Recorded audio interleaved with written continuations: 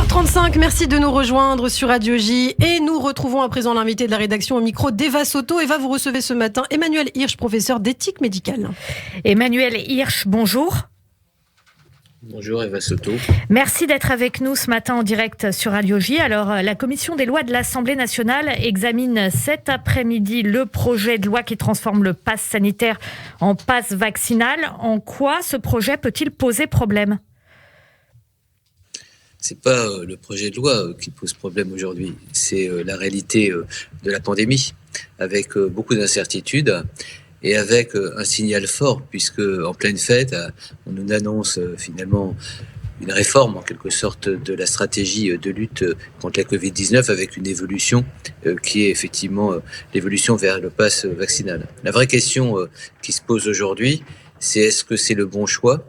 Est-ce qu'il fallait prendre des décisions un peu plus, drastiques ?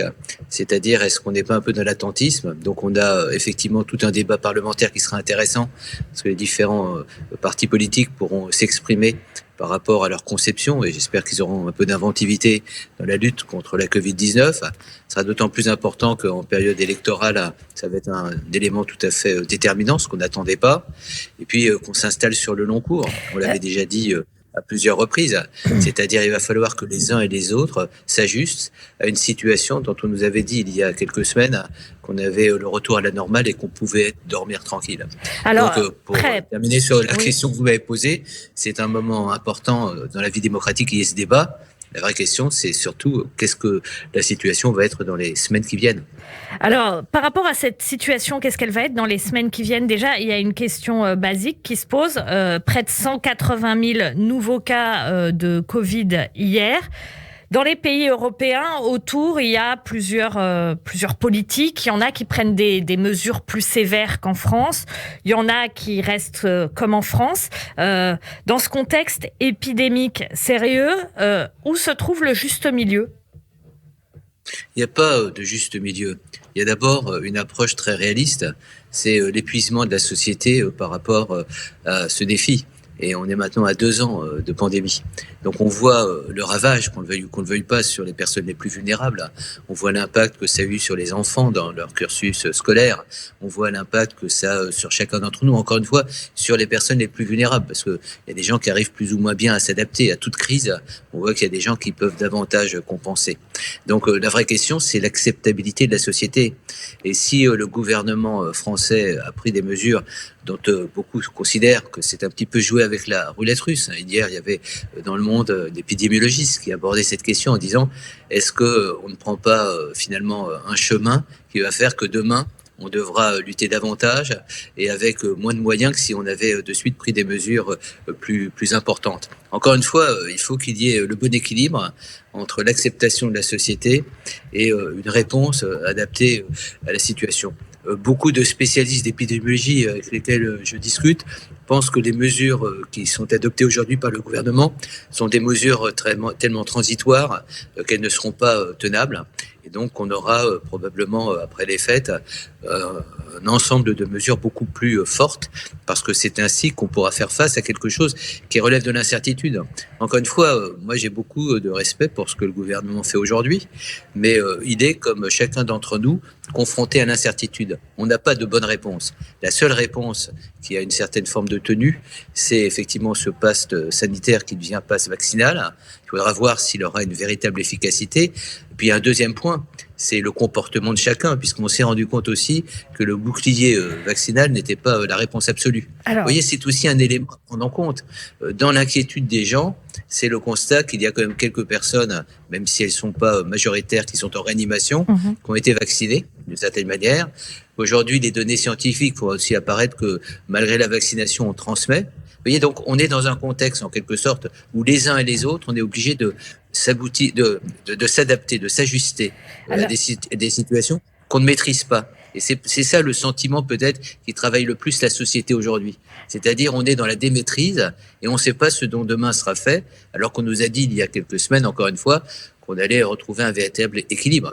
Alors, puis un autre paradoxe intéressant. Oui. Justement, par rapport à cette incertitude dont vous parlez, c'est vrai qu'il y a quand même une majorité de Français éligibles qui sont vaccinés. Il y a une campagne de rappel de 3e dose qui a été lancée, qui fonctionne bien. Est-ce que finalement, ce qui se passe en ce moment avec ce variant Omicron, ça ne renforce pas aussi le ras-le-bol, c'est-à-dire quelque chose où on a l'impression que c'est en permanence, on croit que ça va mieux et en fait on retombe. Et est-ce que ça ne risque pas finalement de démultiplier ce variant, c'est-à-dire au bout d'un moment que on se dise tous, on en a marre des gestes barrières, on en a marre des voilà.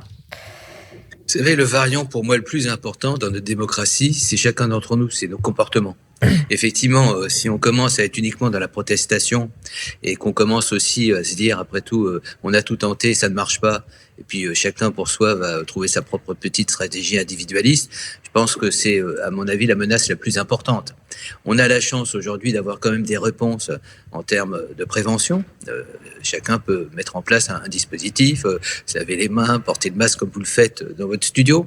Donc on a des réponses qui sont des réponses importantes et ça dépend de la responsabilité de chacun. Donc le premier point pour moi, c'est d'éviter d'être dans la dérive d'une protestation un peu vaine et qui a quelque chose de puéril. On peut toujours taper des poings et puis, c'est-à-dire se mettre en colère. Il y a une réalité. La vraie question pour moi et l'enjeu, c'est comment faire face. Et faire face sur un long terme et en prenant en compte les personnes qui sont dans la solitude. Je pense aujourd'hui à des personnes qui écoutent en ce moment Radio J, qui sont dans la solitude, qui n'ont pas toujours le réseau d'information ou de soutien nécessaire. C'est ces personnes qui sont les plus vulnérables et parmi certaines d'entre elles, les personnes qui ne se sont pas fait vacciner. Donc si on synthétise la situation aujourd'hui, il est plutôt recommandé d'être vacciné, il est plutôt recommandé d'avoir des mesures de précaution, de prévention, et puis il est surtout recommandé d'avoir un peu de réalisme et de se dire que le gouvernement fait aussi en fonction de l'opinion. Et peut-être que s'il avait eu le sentiment qu'il y avait une meilleure adhésion à des mesures un peu plus radicales, d'autres pays ont d'autres cultures et d'autres approches de la santé publique, peut-être qu'on aurait pris un peu d'avance dans des mesures un peu plus délicates à prendre. Ma grande crainte, c'est encore une fois, c'est l'acceptabilité de ces mesures. Et j'espère vivement que les politiques qui nous représentent à travers le Parlement auront le sentiment que l'intérêt général, la cohésion de la nation est supérieure à des petites stratégies individualistes à visée électoraliste. On ne peut pas se permettre ce luxe aujourd'hui. Et la vraie maîtrise pour moi, ça sera une maîtrise en termes de mobilisation démocratique. Ça vous paraîtra un petit peu du langage en quelque sorte. Mais on n'a pas d'autre choix. Et vous voyez, je l'avais déjà dit sur votre antenne, on est dans une forme d'adaptation, de stratégie. On essaie de privilégier le moindre mal. Il y a quand même des positions du gouvernement qui sont fortes. L'attention pour les personnes les plus vulnérables. Essayer de faire que le système de santé soit à la hauteur. On voit la charge maintenant dans les systèmes de réanimation, dans les soins critiques. Donc il faut qu'il y ait un engagement solidaire. Et puis je dis, à chacun d'entre nous, soyons concrets, à chacun d'entre nous d'essayer de faire le maximum aussi pour développer les solidarités de proximité. Je pense à des personnes qui aujourd'hui ont le sentiment qu'elles doivent rester chez elles. Comment leur permettre de vivre avec cette Covid-19 ? Donc il faut qu'on soit inventif. Et je dirais c'est un défi, mais un défi pour lequel, encore une fois, par rapport à d'autres pays, on a la chance d'avoir une stratégie vaccinale, on a la chance d'avoir un système de santé. Et peut-être que le message pour moi le plus délicat et dans la réflexion du gouvernement, c'est la situation actuelle qui engage certains services à déprogrammer un certain nombre d'interventions qui sont très importantes. Je pense à, des auditrices ou des auditeurs qui sont atteints d'un cancer ou qui sont sous dialyse. L'inquiétude est aussi là, c'est-à-dire la soutenabilité du système de santé. Et on a quand même de la chance d'avoir des professionnels, d'avoir des équipes qui, sur le front, aussi bien en médecine de ville que dans les hôpitaux, sont prêts à faire face. Donc faisons comme eux. C'est eux vraiment qui aujourd'hui prennent la bourrasque en pleine figure. Alors, toute dernière question, parce qu'on a peu de temps aujourd'hui, il y a vraiment une majorité de cas graves qui se retrouvent en réanimation, etc. Une très grande majorité de personnes qui n'ont pas reçu leurs 3 doses. Finalement, il y a beaucoup de vaccins qui sont obligatoires en France, y compris quand on est adulte, pour voyager. Est-ce que ce ne serait pas plus simple de rendre la vaccination obligatoire ? Vous noterez, si ça intéresse vos auditeurs, que dans le JDD d'hier, j'ai fait un très long article très développée sur un dilemme éthique important. Si une personne non vaccinée se trouve en conflit d'intérêts, je dirais avec une personne vaccinée parce qu'on manque de lits de réanimation, est-ce qu'on doit avoir une approche moralisatrice? Moi, je pense qu'il faut être pédagogue, il faut être respectueux des uns et des autres dans leurs convictions. Le seul problème qu'on a aujourd'hui, et vous l'évoquez par rapport à l'obligation, c'est l'intérêt général de la vaccination. On sait que l'obligation est quelque chose qui est très très difficile à mettre en place. C'est le pragmatisme qui a fait qu'on n'est pas dans l'obligation vaccinale. Mais on sait que le pass vaccinal est de fait une obligation. Donc encore une fois, c'est le mot obligation qui fait peur.